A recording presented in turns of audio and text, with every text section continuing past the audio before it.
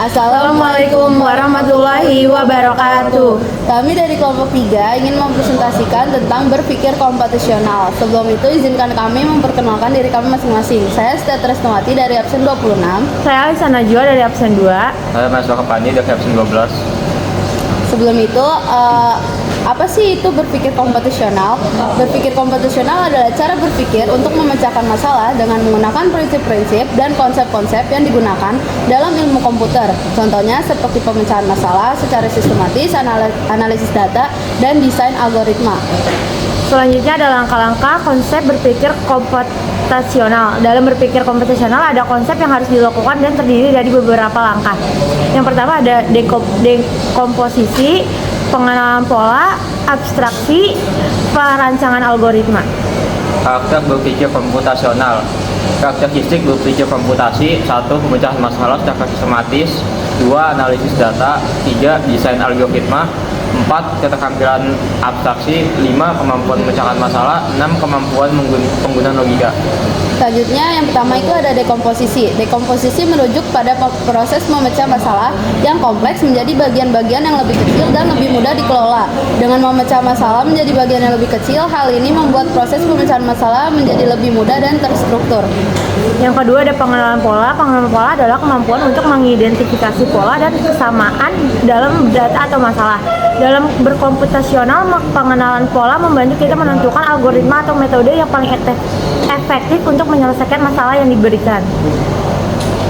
Yang ketiga ada abstraksi. Abstraksi merujuk pada kemampuan untuk mengambil inti dari masalah dan mengabaikan detail yang tidak penting dalam berpikir komputasional. Abstraksi membantu kita fokus pada bagian penting dari masalah dan mencari solusi secara lebih efisien.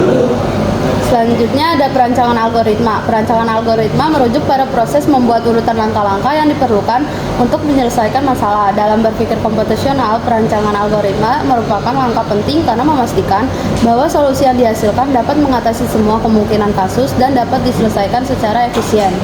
Manfaat berpikir komputasional.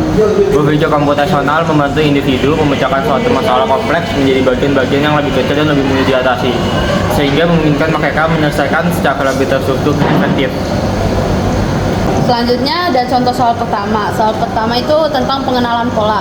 Pada permainan papan, setiap kali pemain menggerakkan bidak ke depan, skor mereka meningkat berdasarkan pola, yaitu 2, 4, 8, 16, 32.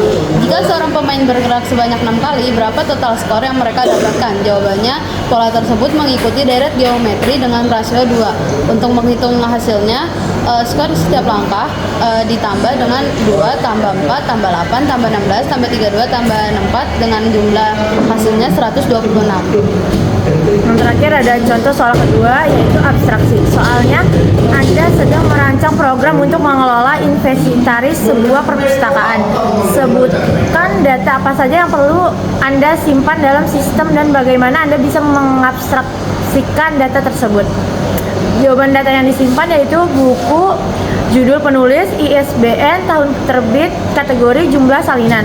Anggotanya nama, nomor keanggotaan, alamat, nomor telepon, peminjaman, ID buku, ID anggota, tanggal peminjaman, dan tanggal pengembaliannya. Abstraksi, kelas buku mengandung atribut seperti judul, penulis, ISBN. Kelas anggota mengandung atribut seperti nama, nomor keanggotaan. Kelas peminjaman mengandung hubungan antara kelas buku dan kelas anggota serta tanggal-tanggal terkait. Ya, sekian dari kelompok 3. Terima kasih. Wassalamualaikum Assalamualaikum warahmatullahi wabarakatuh.